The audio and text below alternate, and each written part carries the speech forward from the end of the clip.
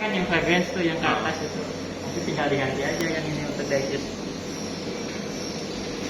Nanti saya jelaskan dulu yang untuk alatnya, prinsip kerjanya. Jadi alat microwave ini dia nanti dia akan mengeluarkan energi microwave. Di sini ada dua magneton di bagian atas, bagian belakang. Ini yang putih-putih ini. Itu masing-masing dia 950 watt. Jadi kalau dua itu kan harusnya 1900. Cuman dia daya maksimum yang bisa dikeluarkan itu 1800 untuk energi microwave-nya. Nah, nanti begitu energi microwave ini keluar, nanti akan dihomogenkan ke seluruh cavity atau ke seluruh rongga microwave ini dengan ini namanya diffuser untuk menghomogenkan. Jadi nanti pas itu muter gitu dia untuk menghomogenkan ke seluruh ruangan atau cavity-nya ini. Nah, di dalamnya sini nanti ada rotornya ini. Ini nanti dia diisi dengan sampel dan asam. Nah, komposisi asamnya itu nanti tergantung dengan jenis sampelnya. Gitu. Jadi biasanya untuk sampel obat dia rata-ratanya itu sekitar 0,1 sampai 0,25. Maksimal itu up to 0,25 persen atau mol? Gram. Oh, gram. Iya, bobotnya. Bobot sampelnya. Bobot sampelnya betul. Oh. Bobot sampelnya itu biasanya up to 0,25 gram atau 250 mg. Kemudian untuk asamnya, volume asamnya itu tergantung nanti dengan jenis rotornya. Jadi kalau misal kita pakai yang rotornya paling tinggi tekanannya, ini namanya SK15 rotornya, dia maksimalnya itu 100 bar tekanannya.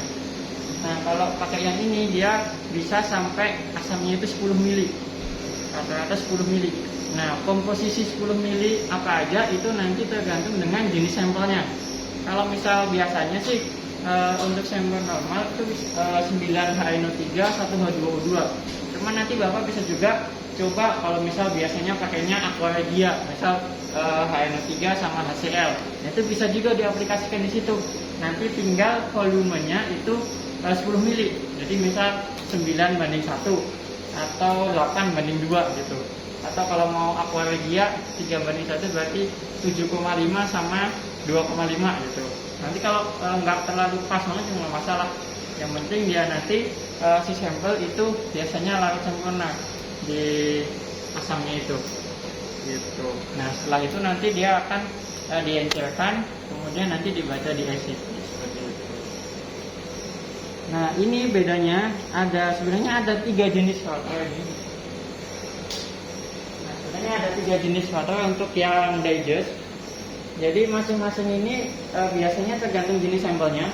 Kalau untuk yang bisa semua jenis sampel itu yang ini, yang tekanannya maksimal, dia 100 bar maksimalnya. Nah, kalau yang medium pressure ini yang maksi 24, jumlahnya bisa 24. Kalau yang high pressure tadi 15. Jadi kalau yang medium, yang 24 posisi, dia hanya maksimalnya 60 bar aja. Gitu. Dan volume asamnya dia cuma 5 sampai 6 mili. Gitu. Jadi setengahnya. Nah, ada juga yang dia versi untuk yang low pressure. Ini ada 44 posisi. Ini biasanya untuk yang sampel-sampel mudah seperti makanan, kemudian sampel air limbah, kemudian lingkungan, itu biasanya gampang untuk didestruksi. Nah, itu biasanya bisa pakai yang maksi 24. Kalau untuk yang farmasi, sampel farmasi biasanya kita rekomendasikan menggunakan medium sampai yang tinggi gitu, high pressure gitu.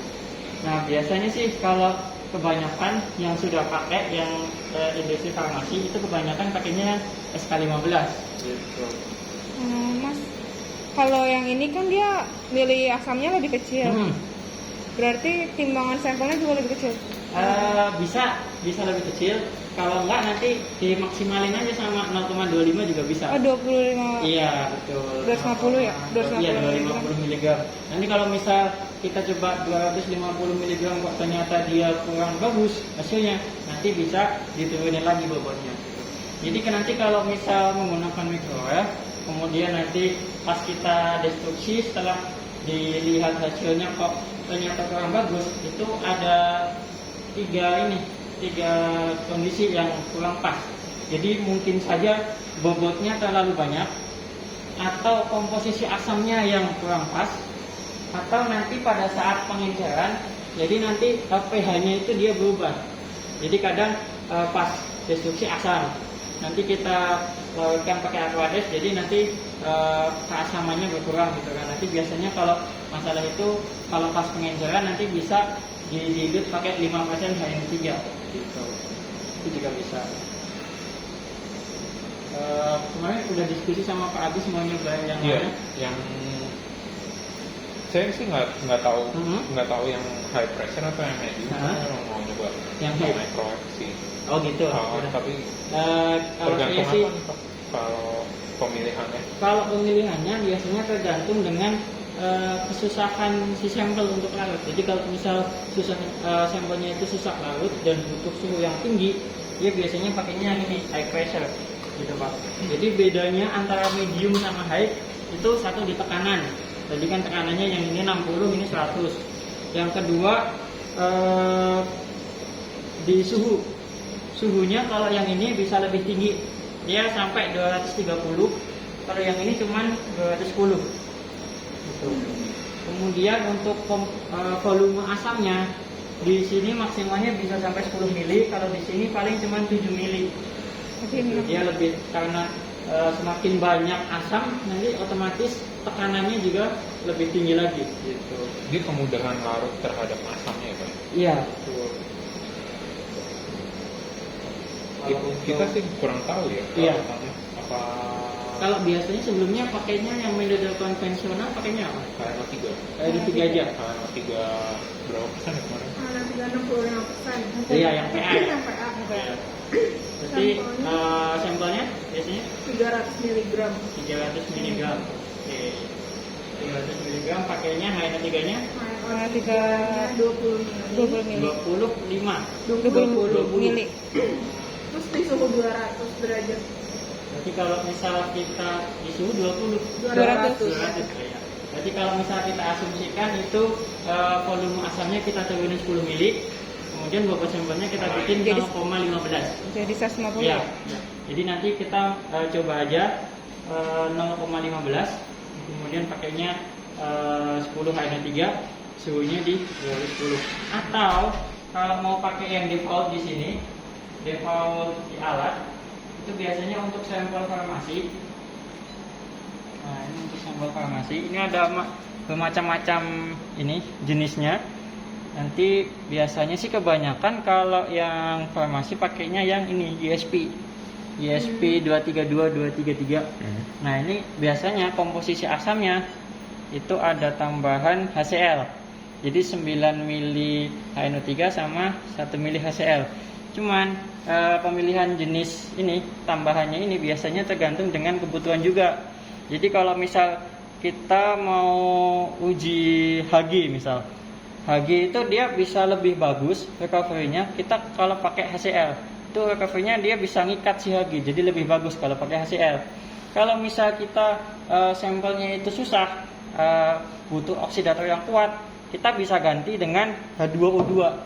Jadi 9 mili HNO3, 1 mili H2O2. Nah, kalau di microwave ini fungsi H2O2 dia juga untuk meredam si gas NOx.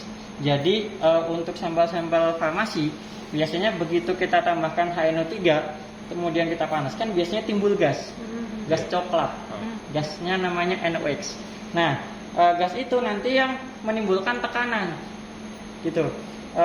Untuk mengurangi tekanan itu atau mengurangi gasnya itu biasanya kita tambahkan H2O2 gitu supaya nanti biasanya dia lebih tekanannya biar lebih rendah gitu. Jadi sistem safety-nya di sini ini saya buka dulu. Kalau pakai yang SK15 ini ada 5 komponen.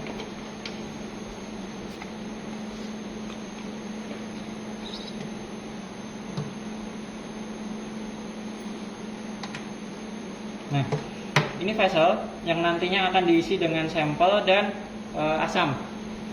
Ini tutup sampelnya. Kemudian ini namanya safety shield, dia sebagai selimut. Kemudian ini namanya safety spring. Nah, ini yang sistem pengamannya untuk rotor ini. Jadi nanti begitu kita pasang, nanti karena di sini tekanannya tinggi, kita butuh alat bantu. Alat bantunya seperti ini, tension wrench ini, jadi kayak kunci gitu. Kalau pakai yang 24 dia hanya pakai tangan. Pokoknya Kuncinya pakai tangan, gampang. iya, pakai tangan aja cukup gitu. Jadi bedanya nanti kalau di sini misal kita set udah kita kencengin, nah nanti kalau misal dia tekanannya di atas 100 bar, dia akan naik. Di sini kan spring di dalamnya nih.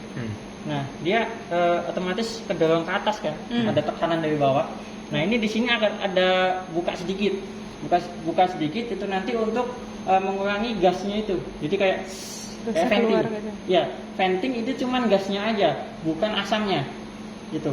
Jadi begitu nanti dia tekanannya udah di bawah 100, dia akan otomatis nutup lagi. Jadi dia tuh cepet gitu, buka tutup, venting. Ventingnya buka tutup. Itu pun kalau tekanannya di atas 100. Kalau di bawah 100 dia nggak akan venting gitu. Nah, kalau yang Maxi 24 saya kan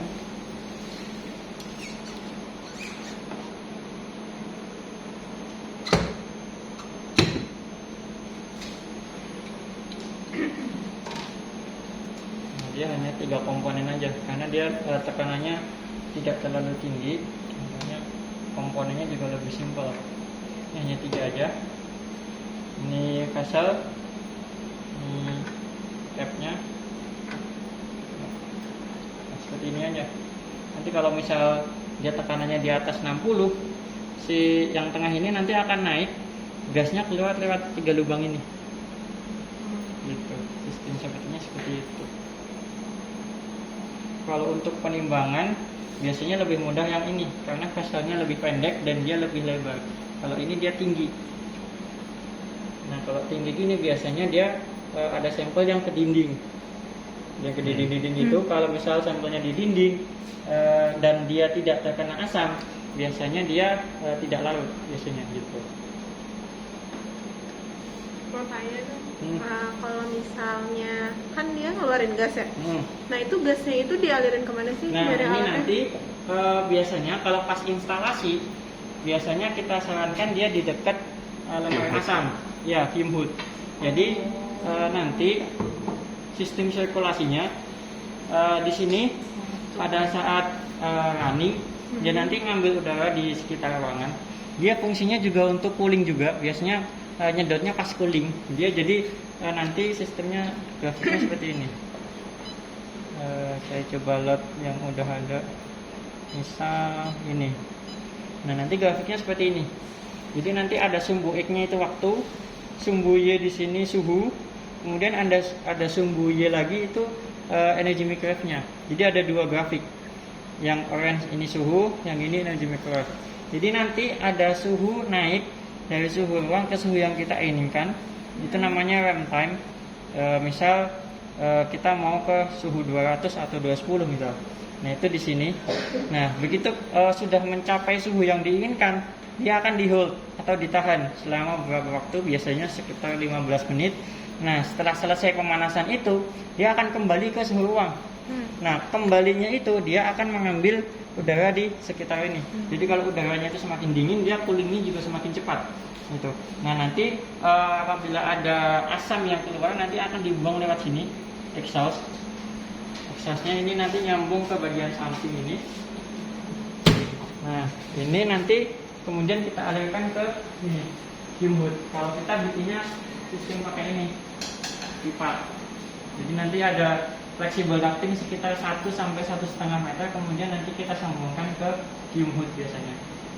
Kalau biasanya sih kalau di customer di sini di samping alat, di samping lemari asam biasanya.